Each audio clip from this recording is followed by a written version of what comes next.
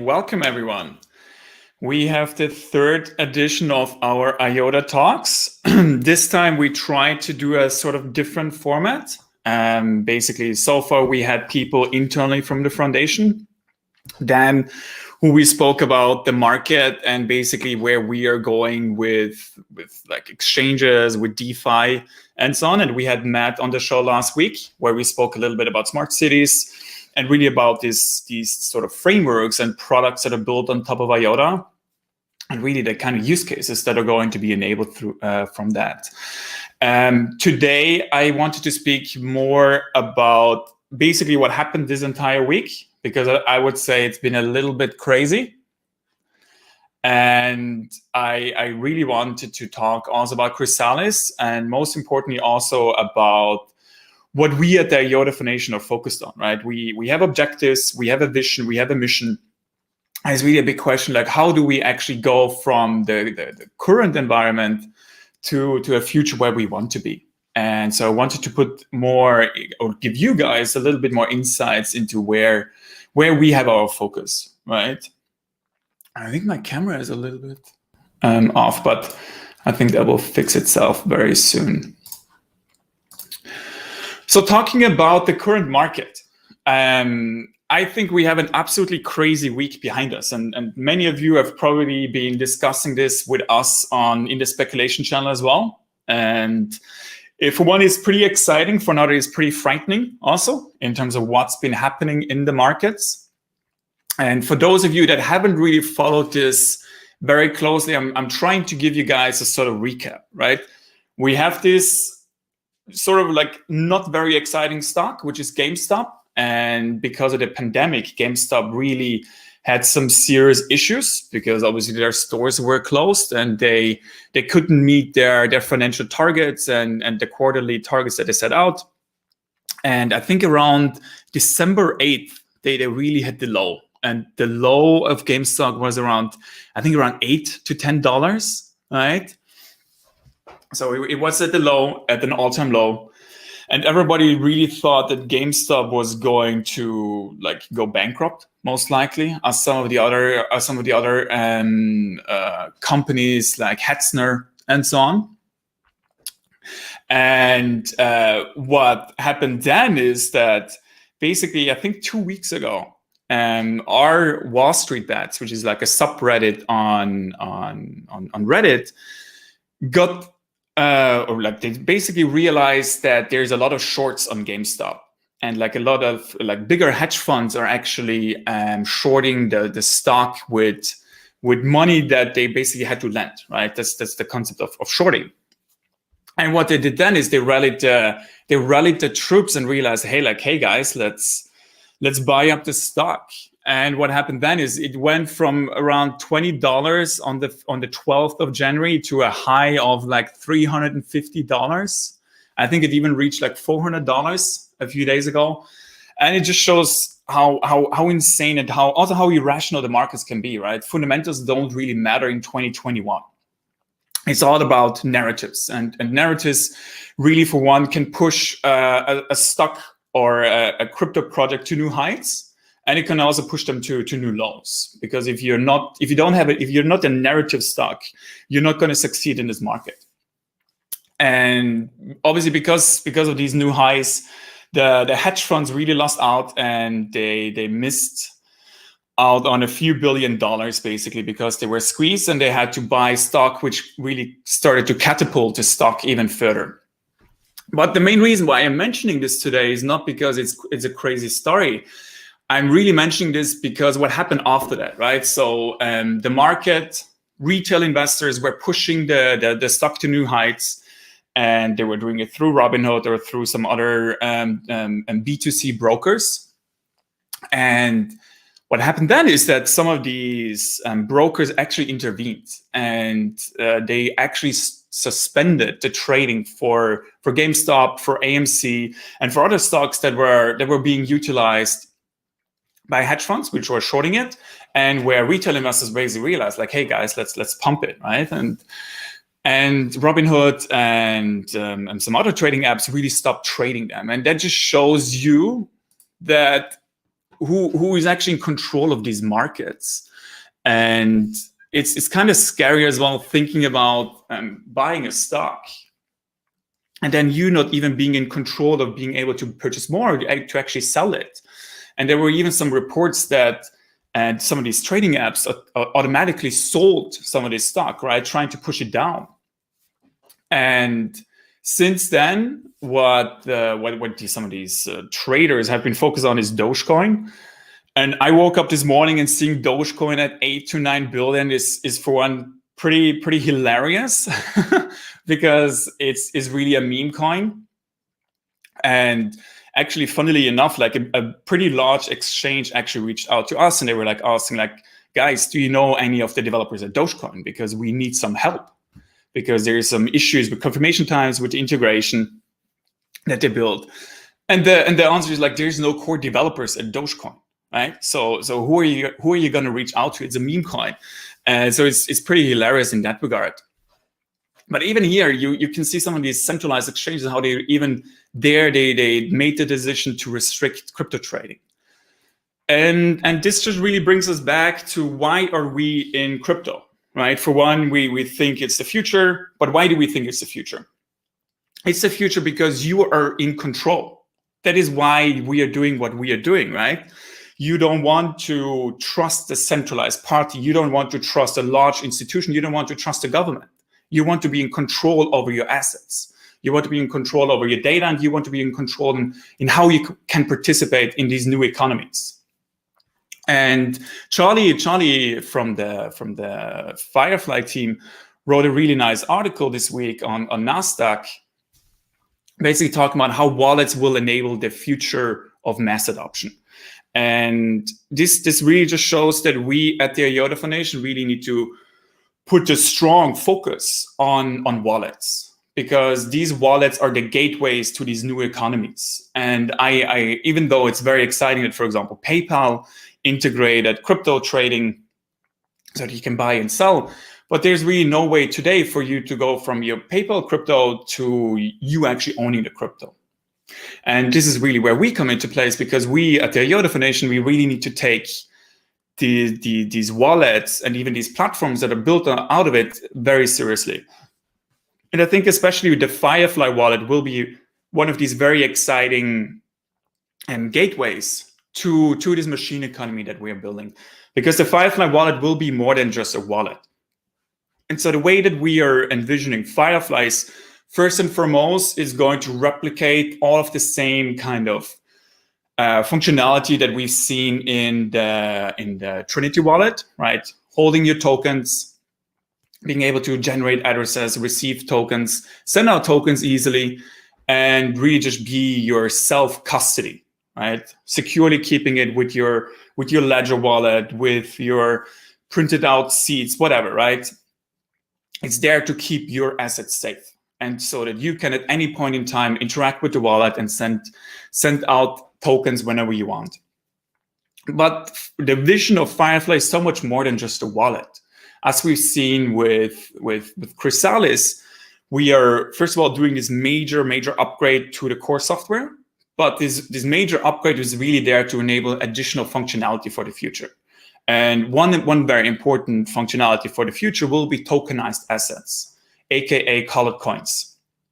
And the Firefly wallet will be your central point of contact when it comes to generating new tokens, right? When it comes to actually receiving tokenized assets, and also when it comes to utilizing some of these tokenized assets when it comes to, for example, governance initiatives, right? Governance is a key point for the future of these decentralized economies. And if I hold a certain asset, I want to actually participate in the governance of that particular ecosystem or that particular community. And the Firefly wallet will be the central point of contact for that. Now, in addition to that, Firefly will have a chat functionality, and also makes it possible to no longer have these stupidly long addresses, but really do it with context, right? Being able to just tag, for example, at Charlie in the chat and transferring money or tokens immediately through that, right? That's an amazing way to remove these existing barriers that we have today with wallets. And I really think that all of these features combined will be what brings the next few million users to crypto. Having these wallets that are the gateways for these new economies.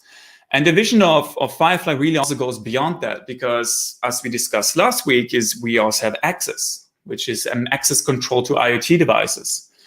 And I think one of the very interesting visions for Firefly is that it will be this sort of overarching smart city app. So because today, if you think about you interacting with certain services in a smart city, like think about having the Lime app to like rent out a scooter, to have your bike rental app, you have a delivery app, you have an app to control the lighting, you have an app to control access to your office, an app to control access to your home, right? Everything is fragmented, and there's no protocol for some of these IoT devices to really communicate with each other. And more importantly, you have 10 different services, 10 different logins, and 10 different companies that you have to trust. And Firefly is going to be fully open source. It will evolve into this platform where some of these decentralized applications can really simply integrate. And I think that's a very exciting future, because now you have this central point of contact, which is the Firefly wallet. And with that Firefly wallet, you can access then all of these services. And IOTA Access will give you this secure functionality to have access control to buildings, but also to digital services, right? And with identity, you also have this central repository of your data. And you can then decide what happens with that data. Now, obviously, we have a roadmap to get towards that. Where we stand today with Firefly, I think this is also what I want to speak more about, where we stand with Chrysalis, is that the app is in full development, and we are really closing up the sort of official release that we want to give to the auditors, so that they can review the new architecture of Firefly. And one very exciting thing about Firefly is really the vision that we have for it, but it's also the architecture of the way that we want to make sure that it is absolutely secure, and that you're in full control over your assets. And even if your phone is infected, that you don't lose those assets. And the way that two of the key components of the Firefly wallet are Stronghold and are the Wallet RS.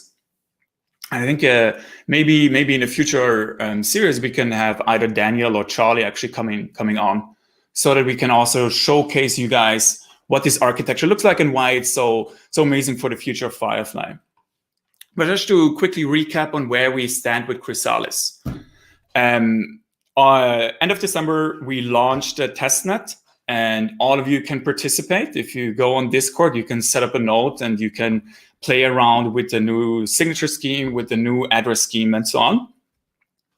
Right now, we are in audit mode, so to say, right? So Hornet and B are being audited right now, and I think we should have that done over the next 2 weeks. And we are then obviously going to publish all of the audit results. And I think we should have the final release candidates especially for Hornet ready relatively soon, because the Hornet team is pretty much done. With B, we still have some missing components. But overall, the major focus at the moment is on the libraries and on the modules that are necessary for the Firefly wallet. I think Firefly will be audited over the next 2 weeks as well. And we'll also have an alpha release ready relatively soon, so that all of you can also really play around with it and give us your feedback on what you think about it. I think all of the audits will be wrapped up in February. And as I already mentioned, we'll publish all of the results with you. And so the big focus for the next week will be to publish the new specification and the new documentation for the libraries. Because the goal now is to really start to engage with exchanges. Because the way that the transition will work is that we have the current network, which still utilize Winternit's one-time signatures. And then the big challenge is how do you go from this current signature scheme towards the new Chrysalis signature scheme, which is EDDSA. right? So because there we will have reusable addresses, and there's no direct way to go from one way to another, right? So what we are going to launch is basically this transition where you can go from the old network to the new network.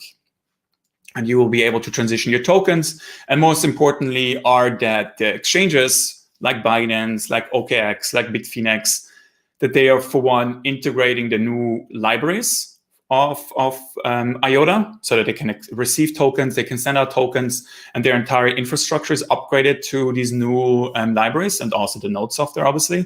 And that they then also transition the tokens over to the new network. So I think we are pretty good in timing. And as I already mentioned, the documentation should all be done next week. So we're going to publish that. And for all of you who are more keen to understand the intrinsic details of the protocol, I highly recommend you to read through it and to also like give us your feedback on what you think. And maybe even already start developing with it, because with the documentation, you will be able to build on top of IOTA, right? And like this future of IOTA, which is Chrysalis. So I think we're in a very good spot, and I'm very, very excited for the coming weeks. We were going through the entire comps plan today, and I think we have 18 individual blog posts that have to be published. For one blog post that are just releases, right? V1.0, Hornet for Chrysalis, and so on already.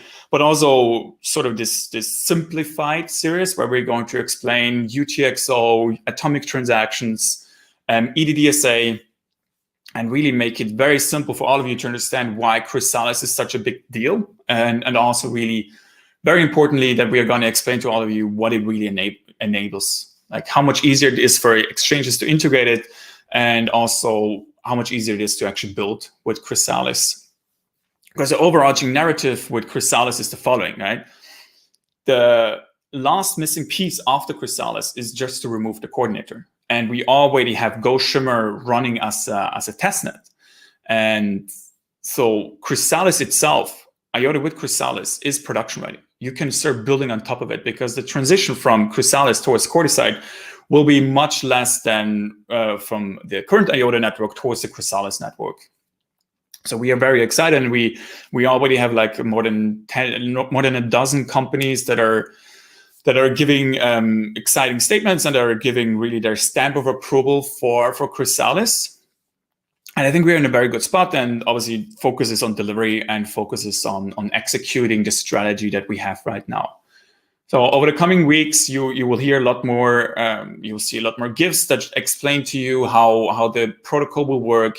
You will see a lot more blog posts and also a lot more videos as part of the open source series, so that we can explain these exciting products, modules, and node software in more detail. So with that, I think we're in a pretty good spot with Chrysalis. And before I go to the FAQ session, I wanted to give you guys some kind of insights into how we at the IOTA Foundation actually work, and the way that we also think. So maybe just to frame this, let's start thinking about what the DLT space really is.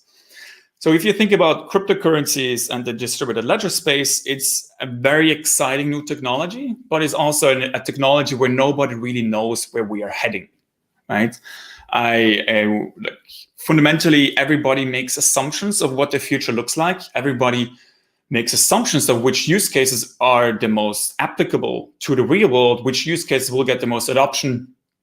But fundamentally, nobody really knows for certain how this is going to end up, because there's fundamentally very, very different risk factors and uncertainty factors that we have to consider. First of all, the regulatory aspect, right? The other one is the legal aspect. What does it actually mean to hold crypto assets? The other one is security. How do we actually hold crypto assets? And the last one is really everything around the actual business model, right? Which use cases are going to be adopted? And we always used to joke, I think it was like 2 or 3 years ago, we always used to joke, the only people that are actually making money in the crypto space are advisors to crypto projects and are also consultants. because large companies always have an innovation budget, and then they pay ridiculous amounts of money to be innovative, right? So we as an organization have to think about how do we guide ourselves through this uncertainty, and also how do we guide ourselves through these unpredictable events, because fundamentally nothing is for certain. We don't know where we're going to end up to, like where we're going to end up, and also how do we actually know which direction should we go, right? And like, it's a very exciting challenge for every startup, I would say, not just in crypto. I think in crypto, it's even more challenging simply because of it's such a high-paced environment where you have to be on top of your game. Like, there's so much money in this space, and there's also radical transparency in the form of all of our products, so to say, all of our IP is open source. So anybody, any team could copy our code and just make it better if they could, right? So it's a very high risk and also a very high reward market. Now we have to ask ourselves, like, how do we guide ourselves through this uncertainty? And this is exactly where this very interesting concept of objectives and key results comes into place. And I'll talk a little bit more about that very soon.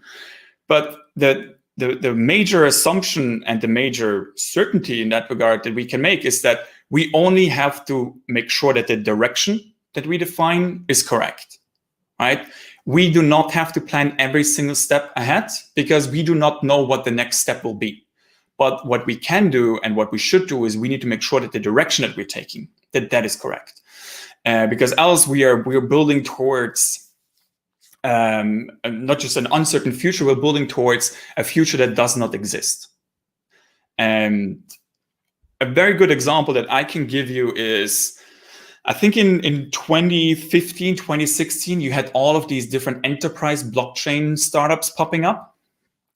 And all of them came into the market with the assumption that blockchain is production ready. Large companies will actually think that blockchain is such a unique value proposition that just saying, hey, I'm a blockchain startup alone will get you the revenue streams and get you the adoption that you think it will bring.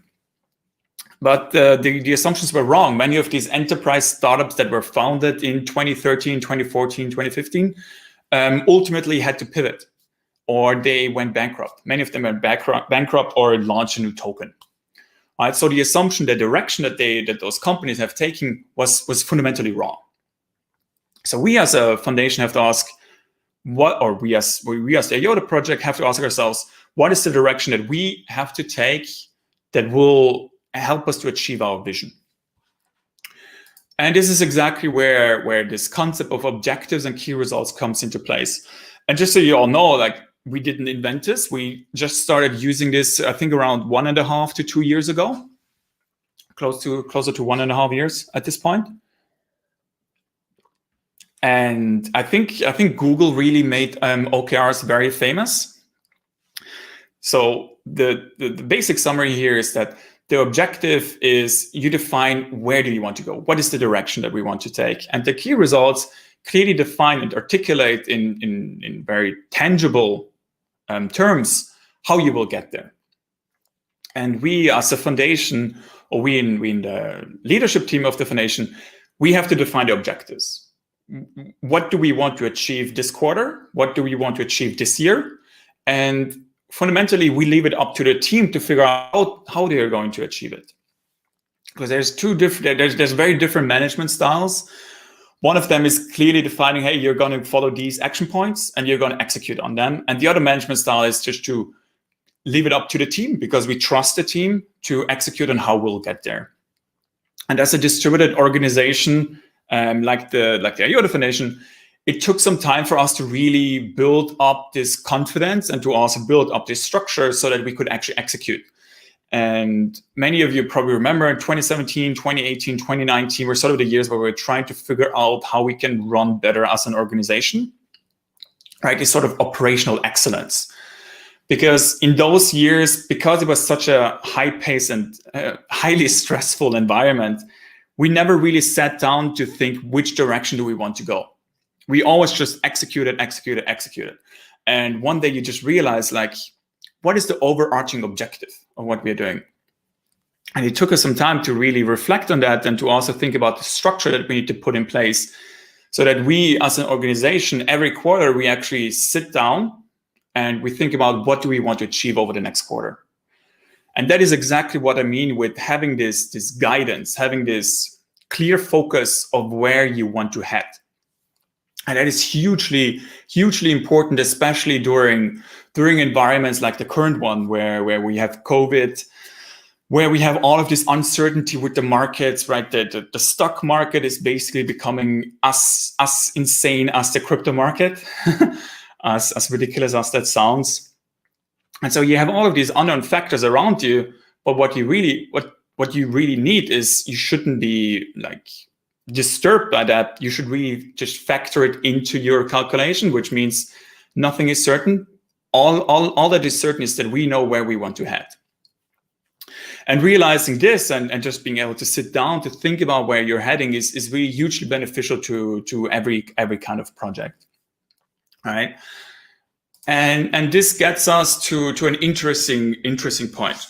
If you think about the IOTA Foundation today, we have the IOTA ecosystem. We have dozens of companies that are building within our ecosystem. We also have some individual developers that are contributing to our code. And so you think about the IOTA Foundation. The way that I always define the IOTA Foundation is that our purpose is to develop the core protocol and to develop the building blocks, i.e. frameworks, on top of the IOTA protocol, so that we have a self-sufficient ecosystem, right? So that somebody can just go on docs.iota.org and they immediately know what to build with IOTA. Because that is really what the foundation is there for, to support the ecosystem and to support those that are building on top. Now, if you start a project like IOTA, you basically go into the market with the assumption that, hey, this is a very exciting piece of technology, but we still need more time to fully refine it. We still need more time so that it goes towards production readiness. And the only way that we can refine it is by having large companies, by having startups, and by having developers really utilize the technologies that we develop, right? So for one, the IOTA Foundation is there to do the hardcore research and development of the IOTA protocol to make sure that it is safe, that it can be trusted, and also that others can easily contribute towards it. But for another, the foundation is also really there to basically assist in this adoption of the protocol. So that's why historically we always had engineering, we had research, and we had market adoption. Previously we called it business development and partnerships, and then we obviously have finance, legal, and HR. So the structure of the foundation is like fundamentally it's very flat. Like we really want to empower everybody in the foundation. But we have these clear departments and clear focus in this, or not clear focus. We have this distinct focus within these departments. And it's actually kind of becomes a little bit difficult to really clearly say, hey, you have to do this and that to get IOTA adopted. Like over the last few days, I started reading the new biography of Jeff Bezos, who's the founder of Amazon. And it's very interesting how every year he sent a shareholder letter. And in there, he clearly explained, hey, this quarter we achieved 300% increase in revenue. We were able to expand our user base from 10 million to 30 million. And we expanded in those ecosystems, in these regions. And the focus for the next year will be to increase customer satisfaction by X% and to achieve that and that, right? So what made Amazon so great is really this vision of Jeff and really this like clear focus that what is most important for Amazon is customer satisfaction, right? And this is really what they invested into. Now, we as a foundation, we're sort of getting better at having this very clear focus. And I think especially this year, we will achieve a lot more by focusing each quarter on a different thing, right? Q1, Chrysalis, Q2, token economics, Q3, smart contracts, and Q4, Coordicide. And with that, we will really be able to deliver a lot more.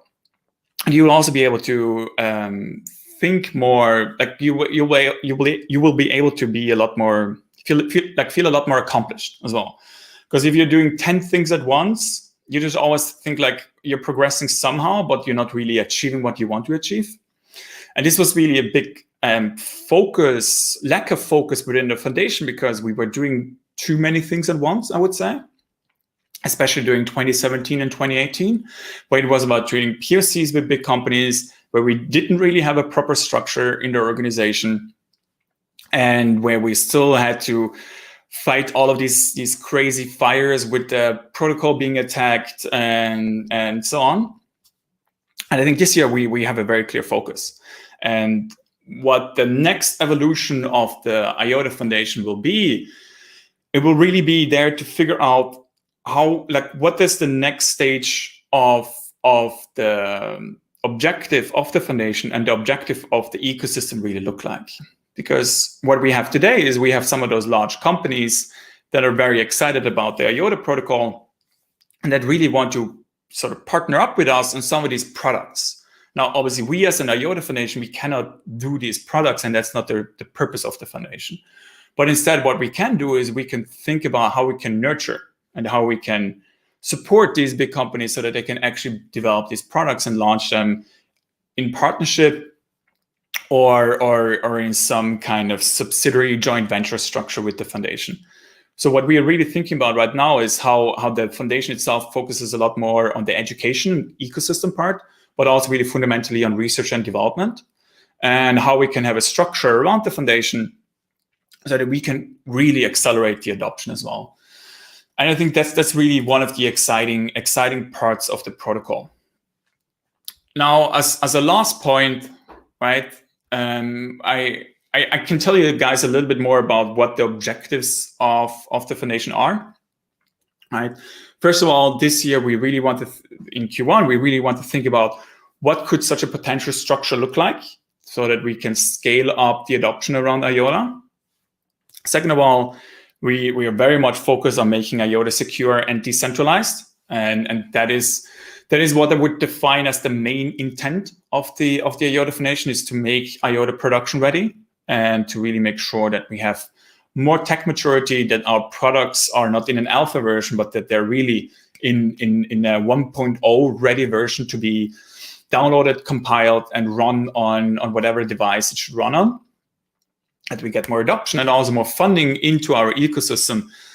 Like, one of the most exciting things about Ethereum, and like I have huge respect for how they build up their ecosystem, is that it's really self-sufficient. You can download these tools, you can download these libraries, and then you can really have a very like broad ecosystem where one asset that you create in an ERC20 smart contract can be utilized in all of these different applications.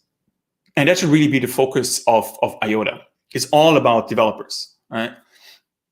I think you will see a lot more over the coming weeks as well on how we are going to focus on developers to really make sure that IOTA is one of the ecosystem that is most adopted and also most built on. Because the machine economy is very exciting, and I think there is some bridge building that we'll be doing with other ecosystems and with other communities to really showcase the strength of IOTA, which is feeless transactions, which is data, like verifiable data and secure data. And the next evolution of IOTA will really be also these cross-chain asset transfers and having this smart contract protocol on top of IOTA. I think that is all very exciting. And that is how we're going to get also more external validation and progress towards Coordicide. So I would say this is like a rough frame of where we stand in the foundation. Just to give you like an overview, I would say more than 60% of the foundation today is R&D, probably even more actually, probably like closer to 70%. The way that I see the evolution of the IOTA Foundation this year is, right now we have about 120 employees or team members at the IOTA Foundation. Over the next few weeks, we're going to hire a lot more people, especially to our smart contracts team. So I would say that by the end of the year, we should be around 150, 160 people in the IOTA Foundation. But what is most important is not how many team members are within the IOTA Foundation, but it's really how many teams outside of the IOTA Foundation are building. And with Chrysalis, we finally have a protocol that will be production ready that you can really build on. And with that, I can encourage all of you to really start thinking about some of the ideas, some of the, get some entrepreneurial spirit and try to do things with IOTA. And we have some very exciting opportunities coming up with smart contracts, with tokenization, where you can think about what new revenue models and what new business models can also enable your startup, right? So I think this year we have a strong focus on being production ready with Chrysalis, with Corticide, to remove all of the biggest criticism that IOTA received over the last few years, some of it very fairly. But what's most important is that we as an organization, we have a very clear focus. We have these objectives defined, and we are on a very clear path to actually execute on that strategy that we defined. So I think we're all very excited. And the tumultuous market that we've seen with Dogecoin and with GameStop, I would say that is really just the beginning, right?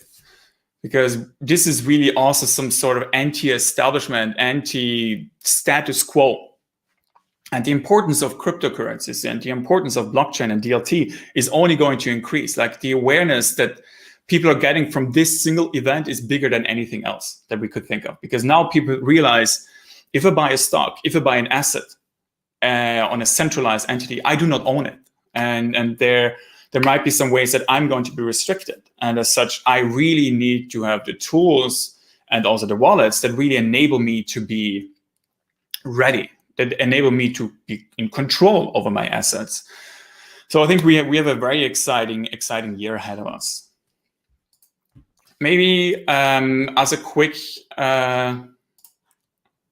summary, I'm going to answer some questions now, because I think last week I sadly couldn't do all of them. I think we should try and keep these IOTA talks within 1 hour. And if you guys have any feedback on how you would want to improve them, please let us know. And also, one important point is we always try to engage with our community on Discord, so make sure to join Discord. And we also always answer questions in the voice chat there. And after the IOTA talks, we always do a sort of like saloon type voice chat where everybody in the community can join and where everybody can ask questions. So let's jump into questions on Reddit. First one from Ron from Beyond. What is your vision of tokenized assets? What is the difference between colored coins on top of IOTA coins and ERC20-like coins that are sitting on top of smart contracts? What is the benefit for the issuer and for the use of the coins? What is the feedback of companies for tokenized assets? Are there even governments or banks interested to create stablecoin on top of the Tangle? And if there would be a stablecoin on the Tangle, wouldn't it be easier for companies to use that instead of the native IOTA token that is volatile and brings more problems in regulatory and tax aspects? That's a sneaky way to have 4 questions in one, but to answer it for you. So tokenized assets, really the big vision there is it to further extend this vision of digital twins, right? So digital twins is a very known term in the IoT world, where you want to create a digital representative of your physical assets. So that, for one, could be like a process that is being digitized. And now in this digital process, you can really see how data is flowing through and also how to optimize it. Now, the vision of tokenization is really a very similar one, where we have a physical asset, like, for example, a real estate object, like a hotel or some kind of forest, right? Whatever asset, or a car, or even something physical, like a digital art piece. All of that can be tokenized. Now, why would you want to tokenize something? First of all, very exciting future for tokenization is that now all of these inefficient processes where you have to map the ownership of these with physical documents, and where you cannot fractionalize the ownership, meaning that instead of just having a couple dozen shares, you can have thousands of shares because you can really divide it up into small currencies or in small tokens. You can also, with that, you can also make it tradable, right? One of the biggest problems that we have, for example, in real estate today is that these are seen as illiquid assets. If I want to sell a $50 million hotel, it will take me a couple of months at least, unless it's in a prime location and unless I have buyers already lined up. Now, the vision of tokenization is that these tokens are tradable, right? You can even get, like, part of the vision of DeFi is also that you can take out a loan by having a digital art piece, like an NFT, non-fungible token, as collateral. And that is really exciting for the future because now you have these physical assets that are worth something. It could even be metal, right? It could be gold coins and whatever. These physical assets are represented digitally in a token. And now this token can be utilized in so many different ways. And it really becomes programmable because now you can have a smart contract and you can define some kind of governance structure around this token, or you can define some kind of incentive structure for tokens for hotels, for example, right? So that you can have like a reward scheme.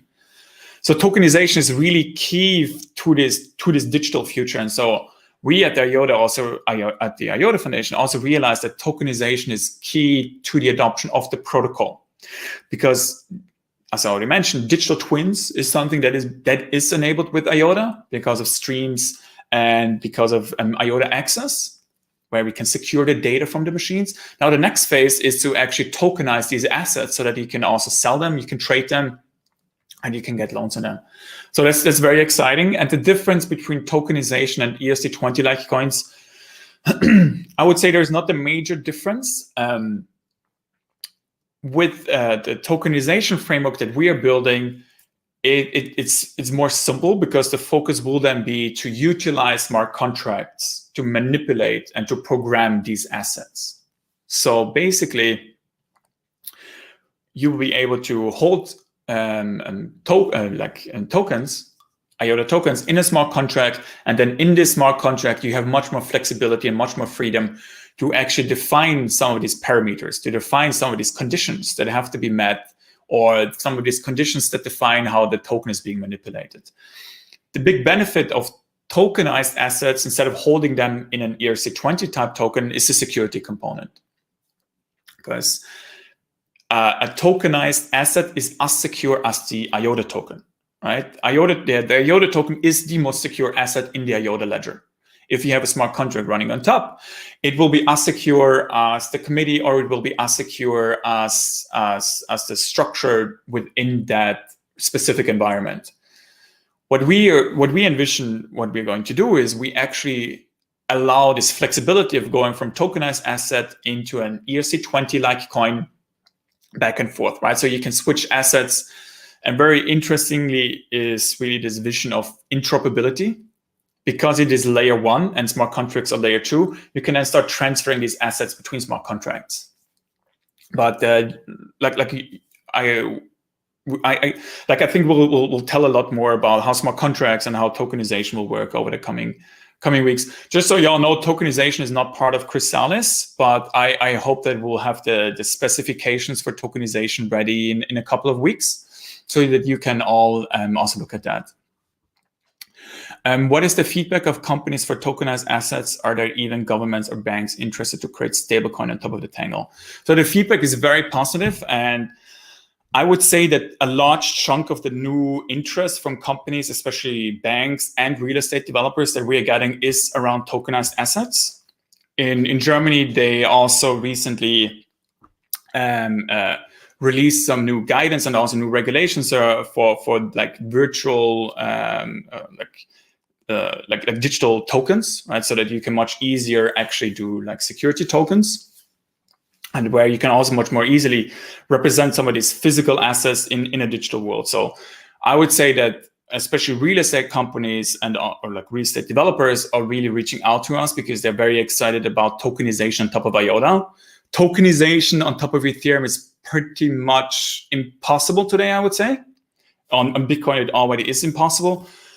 But if you want to have a large-scale use case, a productive use case running on top of Ethereum, it's just impossible today because of the fees. So only DeFi really makes sense because people are betting that they're making more money.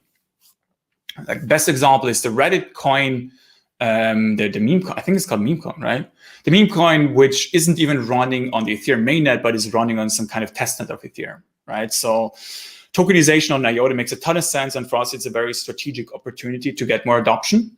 And our objective is to have tokenization ready in Q2 after Chrysalis is out. Quickly about stablecoins. Stablecoins can definitely be built with this tokenization framework, but stablecoins and IOTA are not competitors, I would say. As I already mentioned here, you do not own your assets with these centralized institutions.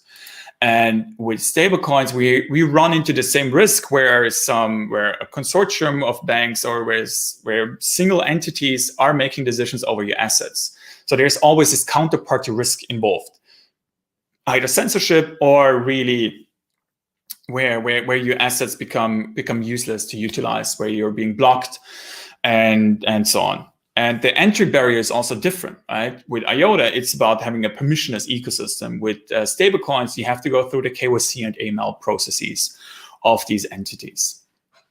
So yeah. What are potential IOTA competitors as far as you think for now?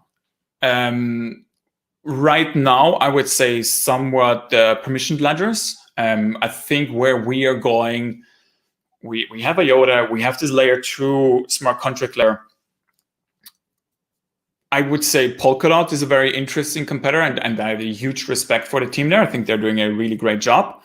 And we as the IOTA protocol with smart contracts and what we're building on top of that will have similar functionality in the future with our smart contract protocol, where there will be like partitioned smart contract environments. So I think Polkadot is a very exciting competitor. And Cardano is also a very exciting project, I would say, or a very interesting project where we also want to build bridges towards, and also always Ethereum 2.0, right? So it's all of these very important protocol layers that are further innovating actually and really introducing some new secure and decentralized concepts into the market. So we really see ourselves in this bucket. I think big competitors for the future will definitely still be permissioned blockchains. But from what we are seeing right now is that really many companies are also realizing that, hey, we should actually utilize permissionless ledgers simply because they're more secure. So in that regard, it's definitely progressing in the right direction. Member of Linux Edge, Tangle EE, and soon the standardization through OMG. What's the next step ahead? Maybe some background into why we are doing this, right? So we have the IOTA Foundation. We as an IOTA Foundation, we understand that we are not the true experts when it comes to governance, code governance, and also these type of working groups where you want to get large companies engaged and to actually get them to build the core protocol or the applications together with you. So the Tangle EE is a great environment for us to engage with, to give these companies or also these universities the opportunity to engage with our team and much more closely. And I think especially with Chrysalis coming out, we'll see a lot more engagement happening in these working groups. And so for us, this is really a way to get external validation and to really get a lot of feedback from these entities in terms of how the protocol can be utilized and really what's missing. And the standardization work that is being led by OMG will be very exciting and will really also help us with the adoption over the coming months and years. With Corticide smart contracts and color tokens. By the way, maybe just to quickly go back here, I would also really position IOTA in a similar realm as TCP/IP, which I think is being maintained by IEEE. So I think in the future, we also have to think about how the core protocol of IOTA is being governed in a very decentralized way, because today already everybody can make a pull request and make a contribution to GitHub. But I think we also have to have a sort of validation process where you can submit an RFC, like a request for comment, And this request for comment is being reviewed by experts and is then being implemented into the protocol. If you guys want to see how that actually looks like, I can highly recommend you to look into the B repository. Because with B, we are already sort of doing this process where you first have to define an RFC. The RFC needs to go through this review process, and only then is being implemented. And this is really what the future of development of IOTA, the IOTA protocol, and the modules and frameworks on top should look like. Next question. And with codified smart contracts and color tokens, do you believe central banks likely to look towards the Tangle idea to create stablecoins of their own national currency? Is the Tangle fast and scalable enough to be a viable alternative to Visa, MasterCard, SWIFT, etc.? To answer your last point here, I definitely think it's a viable alternative to Visa and MasterCard and the traditional banking financial world today. That is what we are out there to do, right? We're creating a new financial system, with a key focus on IoT and this machine economy. And if nothing less is not acceptable, I would say, because else we didn't achieve our mission and our objective. Now, what we are focused on at the moment is really putting together all of these different puzzle pieces. Right, we have Chrysalis, we have Corticide, we have smart contracts, we have tokenization coming out, and all of that offers a very flexible but also very open environment for you to utilize the IOTA Tangle and the IOTA protocol and the modules in the way that it enables your use case, right? And I definitely think that central banks will be utilizing permissionless ledgers in one way or another. First of all, I really think they will be utilizing permission networks simply because they want to keep the control and they want to actually maintain a large portion of the infrastructure. Whether that's good or bad is I'm not here to judge, but they will definitely be utilizing permissionless ledgers for one, for the interoperability, but for another also for the extra security. So you can think about it like utilizing a permissionless ledger like IOTA to get this extra level of finality in your permissioned environment. And the vision of our smart contract protocol is that it actually enables permissioned and permissionless use cases in smart contracts to interoperate, right? So if you have your permissioned environment, you can still send a transaction to the open network and you can still interact with that. And so we're thinking about also how data, how sharding in general can be utilized to enable this interoperability between these other major networks in the future. It's still in the early stages, and I don't want to give you guys any false promises. National bank, CBD, central bank digital currencies is not our focus, but it's definitely something that can be enabled with IOTA.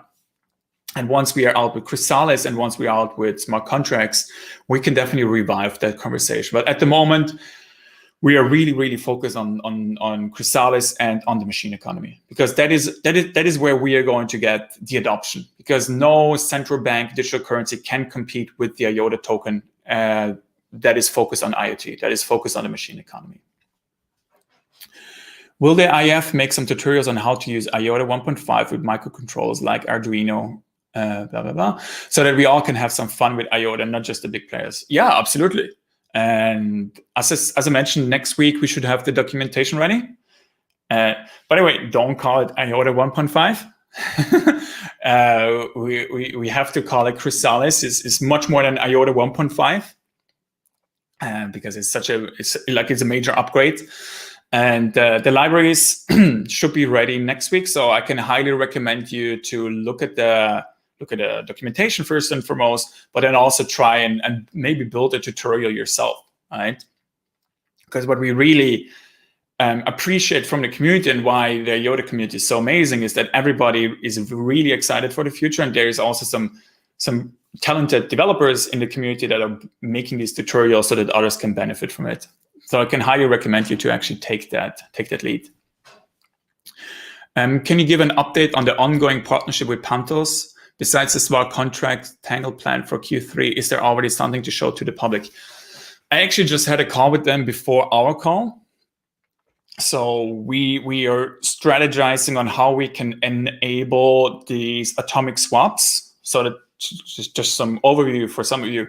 together with Pantos and the Technical University of Vienna, we founded this sort of research group or laboratory that is focused on atomic swaps, but also some other DLT use cases on top of IOTA and top of Ethereum. What atomic swaps basically enable is that an ERC20 token on the Ethereum network is able to be transferred over to the IOTA network in a trustless way, right? And the focus for the next few weeks will be to actually have a POC ready so that you guys can also play around with it. And I think that this year, this whole notion around bridge building and around cross-chain asset transfers will be one of the key focus areas for our smart contract protocol. So right now we're thinking about how we can actually integrate the Ethereum virtual machine into IOTA smart contracts. And with that, you can definitely have some very exciting use cases to transfer assets around. So to tell you that, to summarize, there's a lot more coming over the coming weeks, and we're working very closely with their team, and Stefan from the TU Vienna is a very, very talented individual, and I'm very excited about that collaboration with them. So I would say for now, just some patience, and we'll have more to show very soon. Since the roadmap now shows the ETAs quarterly, can we expect roadmap updates also quarterly? Since 45 days, the most wasn't updated, some even since September, pollen, nectar, honey. Maybe let's take a step back. What is the objective of the roadmap? The objective of the roadmap is for the community to understand the direction that we are taking, right? We are sort of laying out in a transparent way what are the next steps, what are the next major releases that we are making in order to realize this big picture around IOTA. Now, one of the most infamous parts of the crypto space has been timelines. Some of you might remember the infamous 2 weeks in Ethereum, where Ethereum has been, I think they even said it for a couple of months, yeah, the next 2 weeks it's going to go live. And Ethereum also launched, I think, with like one and a half year delay.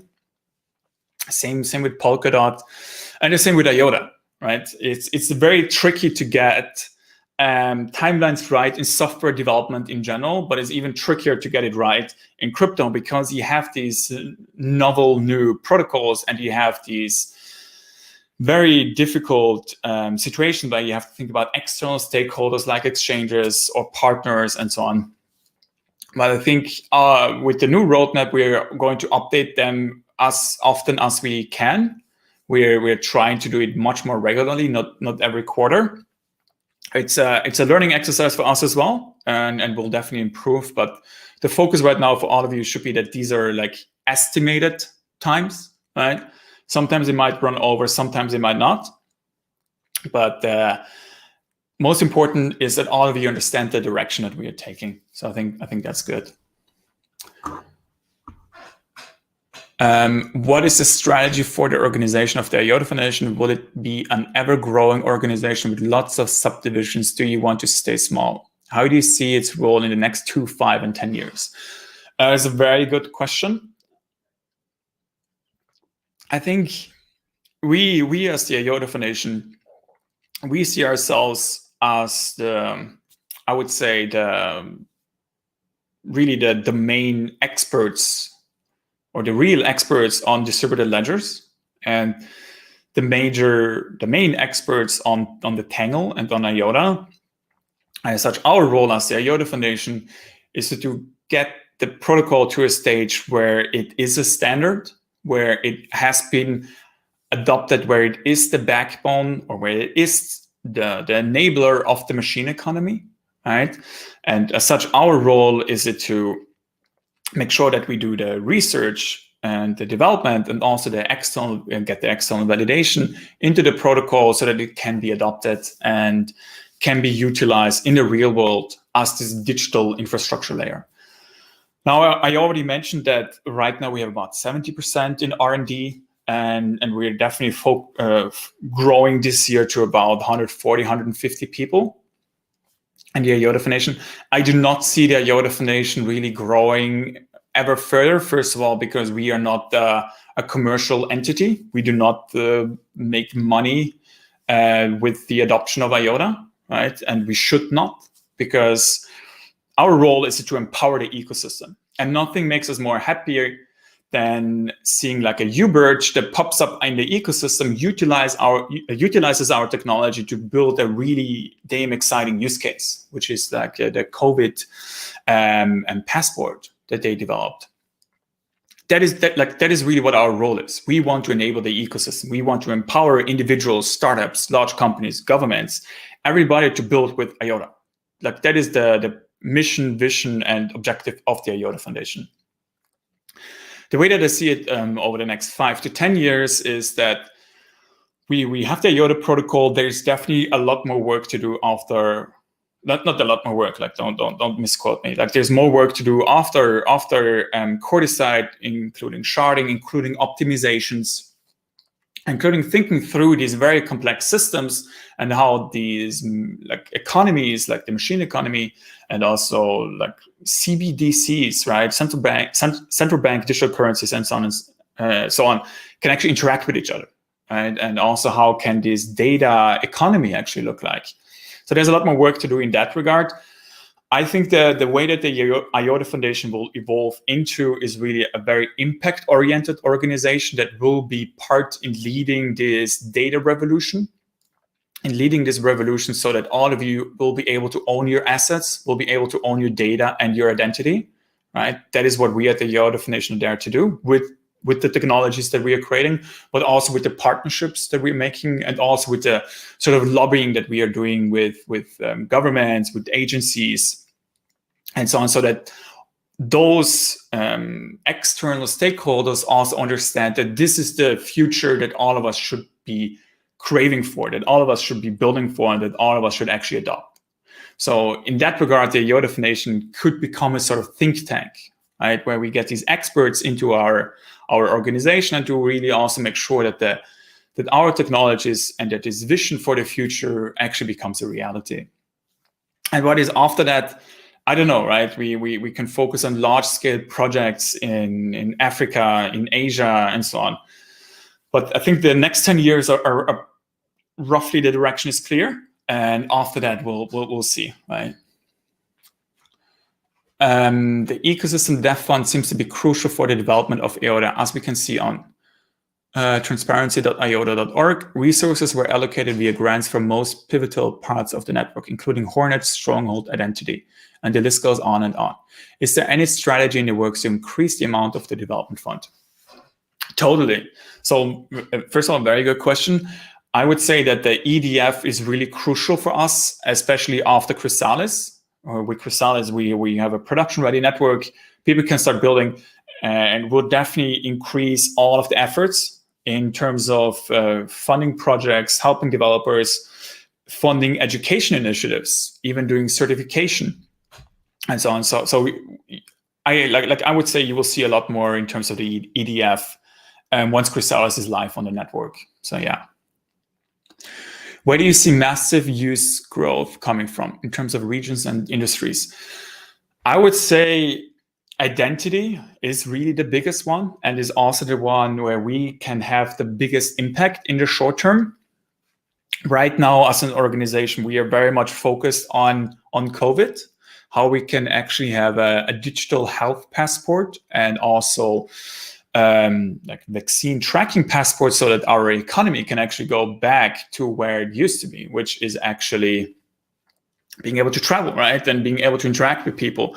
So I would say that our role as a IOTA Foundation at this point is to make sure that people are able to trust the data that they get from others. And what I mean with data here specifically is like if you have been vaccinated or not, right? So you can actually share that proof with a third party, like for example at an airport, so that they can let you onto the plane and that life can go back to normal. And this vision goes much further than just this digital health passport, because identity is really such an intrinsic part of all of us, but it's such an archaic concept as well. Like I randomly have my passport here, right? But why do we still need these digital documents when you have a phone that you carry with you everywhere? So I would say identity is a very important focus. And in addition to that, I really think that with Firefly and with this new revolution that is really starting to, not the new revolution, but the revolution of owning your assets, owning your data, I really think that will get us the next million users onto the IOTA network. What's very exciting is that we have data sharding pretty well defined. So with Corticide on the mainnet, we will actually be able to really productively use IOTA for data use cases, like, for example, what Zebra Technologies is doing with IOTA in the supply chain, right? Having this transparent overview of when the good was at each point in time. And first of all, securing that data, but making the data verifiable and shareable with external parties. I think that's incredibly exciting. And that's really what will get the adoption of IOTA. But then in addition to that, you also have other things like audit trails and stuff like that. And the next evolution of that will be this data economy, being able to purchase and sell these data sets. So I think overall, to summarize it, I think identity with COVID is a unique opportunity for us right now. And we as an organization are really focused on that. Now, this next stage will be the Firefly wallet with tokenization, with you being able to do with your assets whatever you want, including paying at Starbucks and so on. And then after that, it will really be this whole data economy. Yeah. Due to the topic of Wall Street bets and the resulting market behavior, I ask myself the following questions. Are there risks to the ecosystem? IOTA Foundation are planned use cases in the event of a token explosion. Would you prefer long-term steady growth to quick exaggeration? What role have the last few years played in your deliberations? Very good questions. As I already mentioned before, we are in a very uncertain and fast-paced environment. Nobody knows where these ecosystems, where these technologies are heading. We can only make assumptions. And obviously, if the token goes down, we have a very much, like, I would say, established way of getting money from grants. And I would say that we have done some careful financial planning, and overall we're in a very good position right now. And the primary objective is obviously to realize IOTA's vision of being production ready this year with Corticide. But we, as a foundation, because we are a nonprofit foundation, we are regulated, we are certified, we want to go much beyond that. And that's why we're also positioning ourselves really as a leader to lean on in terms of new technologies. And we are trying to work much more closely with governments as well, and also get funding through that. So in that regard, we're pretty well positioned right now. Would you prefer long-term steady growth to quick exaggeration? First of all, the token exploding in price does not mean growth. It just means assumptions. It just means speculation, right? And the fundamentals of these protocols is really crucial for long-term growth. And we as a project, we've always said that realizing this vision of IOTA will take time, and it will take time for us as a technology, but also as an organization to mature. Right now, we are really in a position where everything is sort of coming together. And while explosive growth might get some crazy activity on the speculation channel, it is really, like, what we are trying to achieve is steady growth based on fundamentals. And anything else we cannot predict, we cannot influence. What we can influence as an organization is that the technology matures, that the technology can be adopted, and that it will be adopted. And I think all of you can be very confident that we are achieving all of these different things right now. And to your last question, what the last few years have played in our deliberations, I would say a lot, right? Because not just we as a project, but also we as individuals have grown a lot, and we've also learned a lot more about the crazy life of being 24/7 in crypto and living and breathing the roller coaster. So in that regard, it's like I just recently realized that I've been nearly a decade in this crypto space. right? A decade of your life spent chasing these roller coasters and chasing these ups and downs. I think overall we've become a lot more balanced and also a lot more focused on what fundamentally matters. And since the inception of the project, we always said we do not want to chase these crazy ups and downs, but what we really want to chase is this dream that our technology has an impact in the real world. And that dream is still the same. And we are much closer than ever before to actually realizing that dream. And yeah, so I think overall it's very exciting, and it's been a long time in the space, and I'm very much looking forward to the next 10 years in DLT. Will it be possible to prove the ownership of the old IOTA addresses with the old IOTA seed after the transition to ED 25519? The German guys could help this to prove that they could hold IOTA longer than 1 year in order to pay. Like, to answer your question real quick, yes, absolutely. Like, every kind of proof can be traced back to the current IOTA network, so you shouldn't worry about that. Maybe I'll do one more question before we close this off.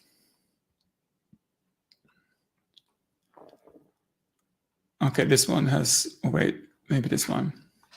How is it going with the Tangle EE working group? I heard that 2 companies, B Labs and Energinet, have left to the group, and there had been some rumors about the regular tables that might not be so productive, especially when it comes to the engagement from other companies aside from the IF. I truly make a great job over there.